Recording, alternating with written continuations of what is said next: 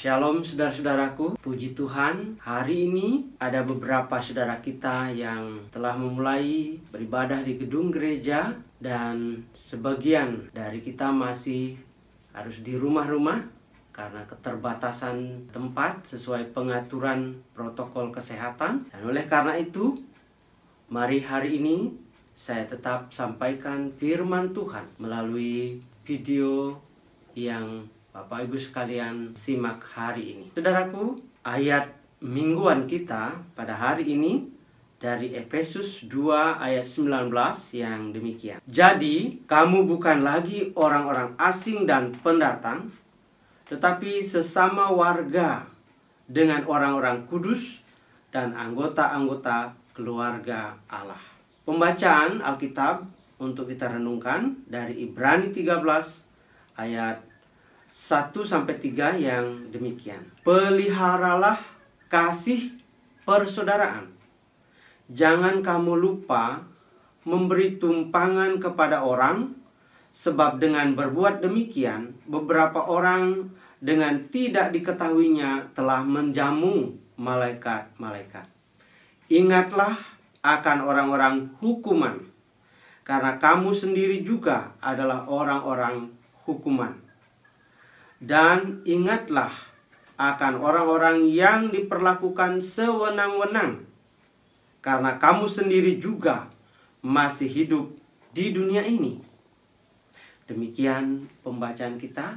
Berbahagia saudara yang mendengarkan, merenungkan, dan melakukan firman Tuhan ini dalam hidup sehari-hari. Haleluya. Saudara-saudaraku, salah satu hal penting yang membedakan antara manusia sebagai ciptaan Tuhan dengan makhluk-makhluk lain adalah bahwa kita diciptakan untuk hidup dalam satu keluarga, dimulai dengan keluarga Adam. Lalu hidup beriman bangsa Israel dibentuk dalam satu keluarga, yakni keluarga Abraham yang disebut Bapa semua orang beriman. Bahkan bangsa Israel yang kuat itu dibangun dari satu keluarga, yakni keluarga Yakub, dengan ke-12 anak-anaknya menjadi suku-suku daripada bangsa Israel yang sekarang. Namun nyaris tiap keluarga yang dibangun tersebut mengalami pasang surut, keberhasilan dan kegagalan. Keluarga Adam gagal menjaga anak-anaknya untuk hidup dalam damai dan saling mengasihi satu dengan yang lain karena iri hati. Akhirnya Kain membunuh Habel.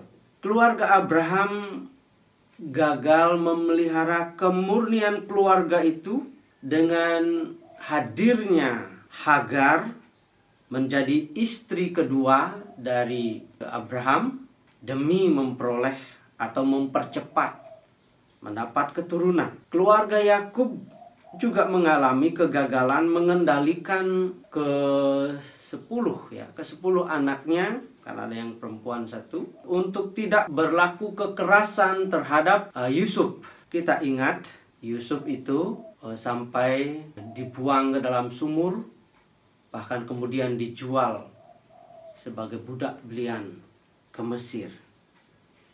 Namun di balik rencana jahat saudara-saudaranya, Tuhan merancang kebaikan bagi keluarga Yakub yang menjadi cikal bakal bangsa yang kuat, yakni pilihan Tuhan bangsa Israel. Kemudian bangsa Israel pun gagal memelihara keutuhan bangsa itu dengan terpecahnya bangsa Israel menjadi Israel Utara dan Yahuda di bagian selatan. Tetapi apakah Tuhan berhenti membentuk manusia dalam hidup sebagai satu keluarga? Tidak. Tuhan kemudian membangun gereja dalam konsep keluarga yang baru, dengan Tuhan Yesus sebagai kepala keluarganya. Karena itulah ayat minggu kita hari ini berbunyi, jadi kamu bukan lagi orang-orang asing dan pendatang, tetapi sesama warga dengan orang-orang kudus dan anggota-anggota keluarga Allah. Saudara, apakah keluarga baru dari orang percaya ini setia memelihara keutuhan keluarga ini? Kepala keluarganya, yakni Tuhan Yesus Kristus, tetap setia.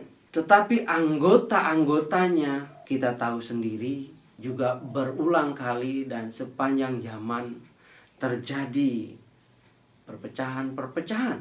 Mengapa, saudaraku? Itulah yang kita pelajari dari kitab Ibrani tadi. Yang pertama, hilangnya kasih persaudaraan. Ada banyak alasan kenapa keluarga yang bernama gereja itu terkikis kasih persaudaraannya, sehingga menimbulkan perpecahan dan munculnya aliran-aliran atau persekutuan-persekutuan baru yang memisahkan satu dengan yang lain. Mulai dari berebut posisi atau kedudukan, jabatan, iri hati, pertengkaran, gagal memahami satu dengan yang lain, perbedaan paham mengenai teologi. Ada banyak alasan yang membuat kasih persaudaraan kita sebagai keluarga Allah terkikis. Yang kedua, bahwa gereja sebagai keluarga Allah yang terus berkembang itu tidak siap untuk masuknya orang-orang baru atau orang asing. Dengan berkembangnya jemaat, semakin banyak orang-orang baru, kita menjadi asing satu dengan yang lain. Terjadi juga di dalam jemaat kita ketika sebelum COVID-19, ada beberapa orang baru yang saya lihat, dan nyaris kita tidak sempat untuk saling mengenal secara intens, sehingga kita ini asing satu dengan yang lain. Yang ketiga, adanya tindakan hukum menghukum. Kita sebagai gereja juga tidak sabaran untuk melihat kalau ada salah di antara saudara-saudara kita. Sehingga gereja juga atau orang-orang gereja juga ikut main hakim. Walaupun tidak main hakim sendiri, tetapi kita menyerahkannya kepada hakim memang yang benar. Salah sedikit kita main hakim. Artinya kita menuju kepada pengadilan yang ujung-ujungnya pasti hukum. Kita kekurangan kesabaran dan sangat minim ampunan kepada orang lain yang bisa berbuat salah. Oleh karena itulah saudaraku, pada hari ini kita diingatkan. Yang pertama, kita agar kita memelihara kasih persaudaraan di antara kita. Setiap orang percaya adalah satu keluarga di mana Tuhan Yesus adalah kepala keluarganya. Karena kepala keluarga kita satu, maka setiap anggota haruslah merasa bahwa kita ini saling membutuhkan satu dengan yang lain. Karena itu kita harus saling mengasihi dan saling menolong. Kedengarannya kalimat klise, saling mengasihi, saling menolong.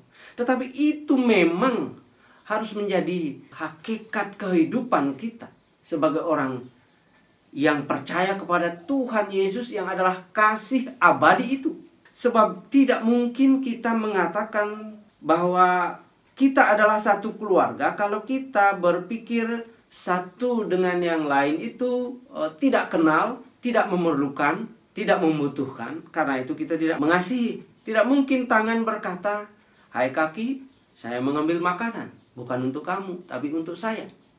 Atau kaki berkata kepada tangan, "Hai tangan, saya jalan-jalan, bukan untuk kamu loh, tapi saya jalan-jalan sendiri." Kalau demikian, lepas semua anggota tubuh kita. Pergerakan anggota adalah di dalam dan untuk semuanya. Itu artinya tidak boleh ada anggota jemaat yang jauh tertinggal di belakang, baik secara pendidikan maupun ekonomi, sementara yang lain jauh ke depan. harus diusahakan keseimbangan, saudara-saudaraku. Keluarga Allah terbukti berhasil bila kita sehati, sepikir, dan setujuan untuk meraih kesejahteraan bersama. Yang kedua, saudaraku, sambut orang baru. Keluarga Allah, yakni gereja yang berkembang, harus menyiapkan diri dengan segala sarana, bahkan tim-tim untuk menyambut orang baru. Gereja harus menjadi welcoming church. Sejak dari gerbang gedung itu sudah welcome to the church. Jadi semua prasarana bahkan tim harus mencerminkan, memberi atmosfer bahwa gereja kita adalah gereja yang terbuka, gereja yang welcome kepada orang-orang baru atau orang asing. Dan untuk itu, tentu kita perlu sarana, kita perlu tim yang akan mengatakan serupa dengan minimarket atau Indomart, Alfamart, yang setiap kita masuk ke sana, selamat datang di Indomaret, selamat berbelanja, dan seterusnya. Jadi kita perlu setiap minggu ada di depan gedung gereja, apakah itu orang-orang muda kita atau memang tim khusus di dalam liturgi kita yang akan mengatakan selamat datang di gedung gereja Marga Pakerti, selamat hari Minggu, dan selamat beribadah bersama dengan kami. Ada hal yang saudara perlu, silahkan menghubungi nomor ini atau silahkan menghubungi kami. Saudaraku, ini kita anggap tidak perlu atau biasa-biasa saja karena kita melihat rata-rata itu saudara kita. Tetapi gereja yang mengaplikasikan bahwa ini adalah keluarga Allah, tidak boleh biasa-biasa saja, saudaraku. Karena ini adalah keluarga Allah, bukan sekedar keluarga Anda, bukan sekedar keluarga Pendeta Yohanes, atau bukan sekedar keluarga majelis A, B, enggak. Ini keluarga Allah, saudaraku. Maka perlakuan kita terhadap orang baru harus berbeda, harus istimewa. Sehingga orang yang datang merasa welcome. Kami betul-betul disambut di satu keluarga yang adalah keluarga ilahi. Tugas kita, saudaraku. Yang ketiga adalah prioritaskan pengampunan daripada penghakiman. Saudara-saudaraku, dikatakan di ayat tadi bahwa kita harus memperhatikan orang hukuman. Sebetulnya untuk memperhatikan orang hukuman, kita nyaris tidak ada akses atau karena orang hukuman itu ada di penjara. Tetapi yang lebih esensi di dalam kehidupan kita adalah apakah kita menjadi bagian orang-orang yang cepat ingin menghukum orang lain. Atau yang harus kita lakukan adalah bagaimana kita berupaya untuk tidak lebih cepat menghakimi dan ingin menjatuhkan hukuman terhadap orang lain yang bisa saja berbuat salah dalam kehidupan ini. Menurut saya adalah yang kedua. Kita memperhatikan orang hukuman karena kamu juga sebetulnya orang hukuman. Artinya bahwa kita ini juga di dalam hati kita memprioritaskan untuk mengungkapkan pengampunan kepada orang lain yang berbuat salah di dalam kehidupan ini. Sebab kalau kita ini melihat saudara kita yang berbuat salah lalu adili dia, apa bedanya kita dengan orang-orang dunia ini? Apa bedanya kita dengan orang-orang yang sama sekali tidak memahami kehidupan beriman di dalam Tuhan Yesus Kristus, yang walaupun orang lain berteriak, salibkan dia, tetapi dia berdoa, Bapa, ampuni mereka, sebab mereka tidak tahu apa yang mereka perbuat. Saudaraku, Tuhan mau melalui firman-Nya hari ini, perhatikan orang hukuman. Sekurang-kurangnya di dalam hati kita, mari kita prioritaskan untuk melepaskan pengampunan dan mengasihi orang-orang yang berbuat salah kepada kita. Sebab itulah namanya anak-anak atau keluarga Allah yang di dalamnya kita meneladani Kristus yang memprioritaskan. Bahkan satu-satunya yang dia miliki adalah kasih. Dan dimensi dari kasih itu adalah berkorban. Dan salah satu dari berkorban itu adalah mengampuni. Sebab menahan diri dan itu sebetulnya menghukum diri sendiri ketika kita tidak bisa membalas kejahatan orang lain. Tetapi itulah pengorbanan, dimensi dari kasih. Itulah kita berteladan kepada Kristus, kepala gereja. Saudaraku, kita ini adalah keluarga Allah. Kita satu dengan yang lain di gereja kita, di dalam jemaat. Kita adalah keluarga. Kalau demikian halnya, ada satu yang berbuat salah. Saudaraku, tunggu dulu. Mari kita baca firman Tuhan. Prioritaskan kasih dan pengampunan. Nasihati ya. Berikan pemahaman ya.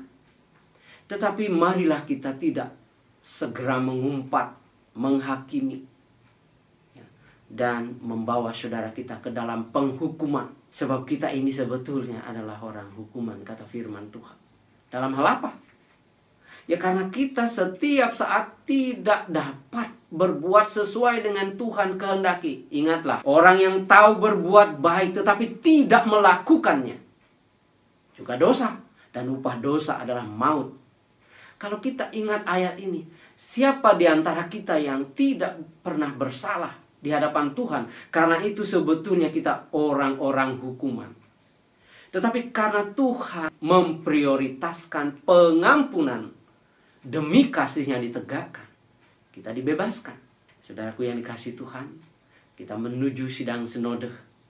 Saudaraku, ada banyak hal yang menimbulkan kisruh, lalu membuat kita tidak nyaman dan bisa saling mempersalahkan satu dengan yang lain. Saudaraku, mari kita prioritaskan pengampunan dan menawarkan kasih persaudaraan di antara kita.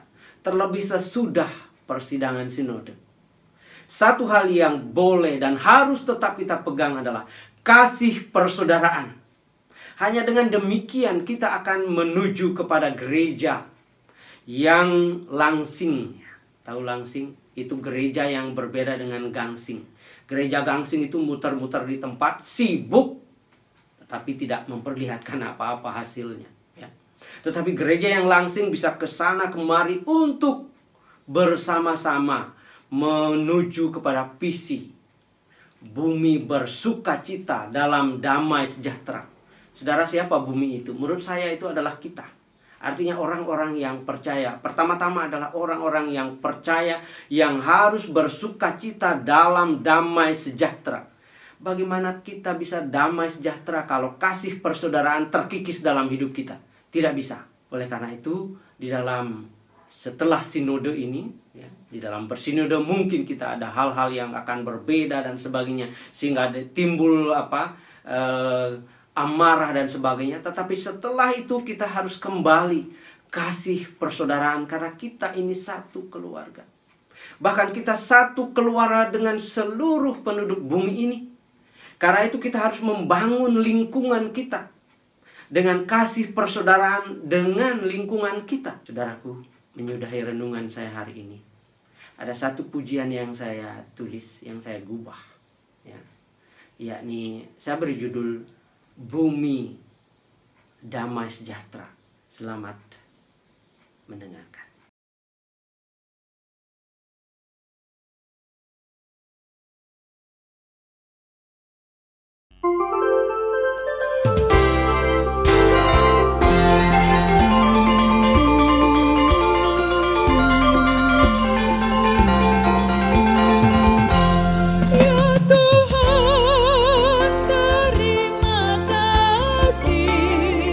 Atas keunikan insan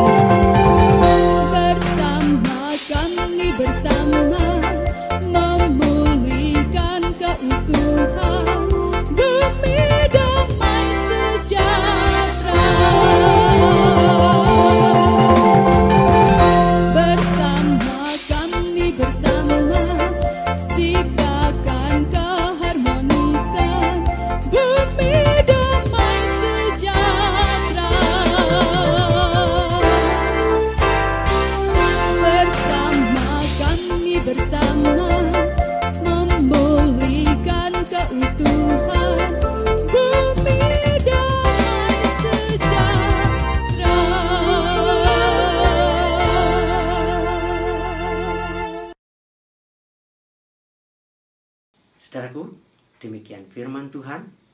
Berbahagia saudara, diberkati saudara hari ini. Selamat hari Minggu. Amin.